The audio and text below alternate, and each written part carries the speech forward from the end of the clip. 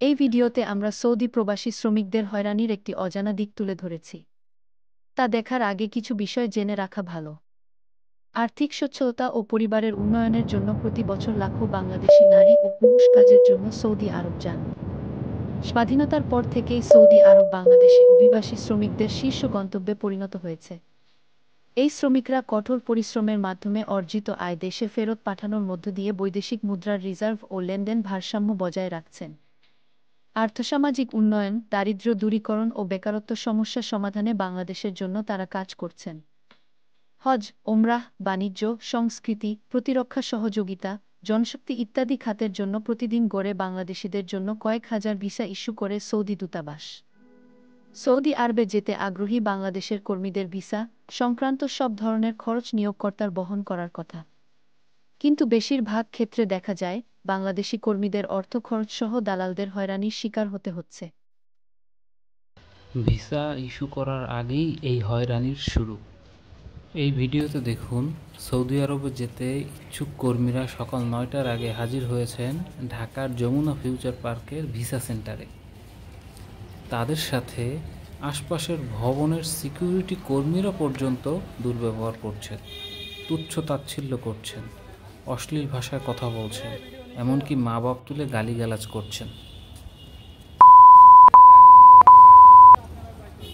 শ্রমিকদের গালিগালাজের জায়গায় আমরা কিছু ইফেক্টস ইউজ করেছি। যমুনা ফিউচার পার্ক এরিয়ায় নির্মিতব্য কয়েকটি ভবনের গার্ডরাই মূলত অকারণে এমন ব্যবহার করছেন। তারা সবাই এই রেমিটেন্স যোদ্ধাদের রোহিঙ্গা বলে সম্বোধন করেন।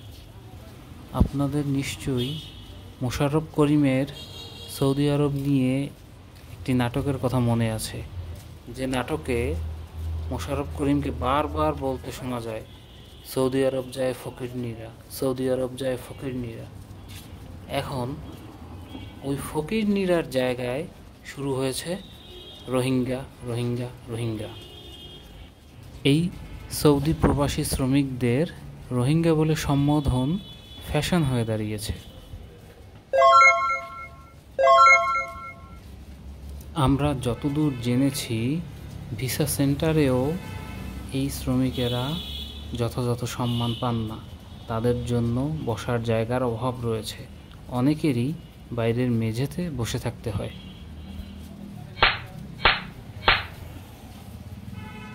এই শ্রমিকদের অনেকে ঢাকার বাইরে থেকে এসেছেন। তাদের ভ্রমণ ক্লান্তি, ভিসা সংক্রান্ত জটিলতা, নাগরিকত্ব শনাক্ত, নিরাপত্তা তল্লাশি, ইমিগ্রেশনের জিজ্ঞাসাবাদ, শেষে সৌদি আরবে গমন। তাদের অনেকে বলেন, বিদেশেও দাম পাই না, দেশেও দাম পাই না, অসুস্থ হলেও মাপ নাই।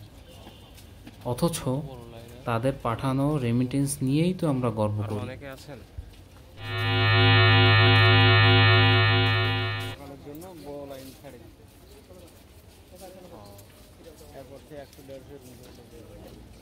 তিনটা পর্যন্ত চলবে।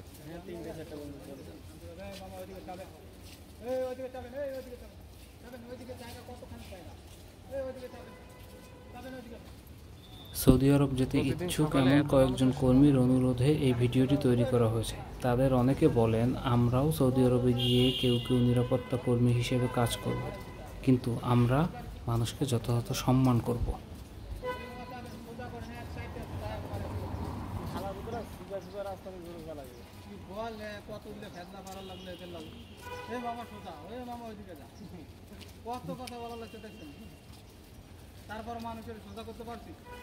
তারা আমাদের জন্য রেমিটেন্স আনবে, দেশটা তো টিকায় রাখছে। তারা দেশটা টিকায় রাখবে না তো, এরা ওনারা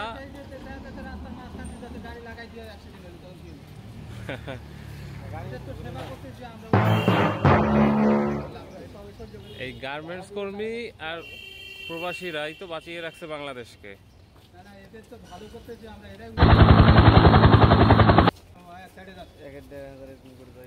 এক থেকে ১,৫০০।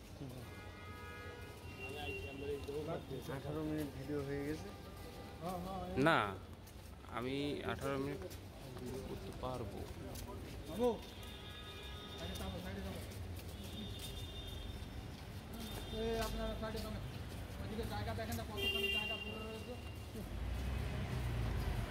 আমরা জানি সরকার প্রবাসী কর্মীদের বিদেশ যাওয়া সহজ করতে এবং অধিকতর সেবা দিতে আরো বদ্ধপরিকর। আছে? তাই সরকার যে কোনো হয়রানিমূলক কার্যক্রম বন্ধ করবে বলে আশা করা যায়।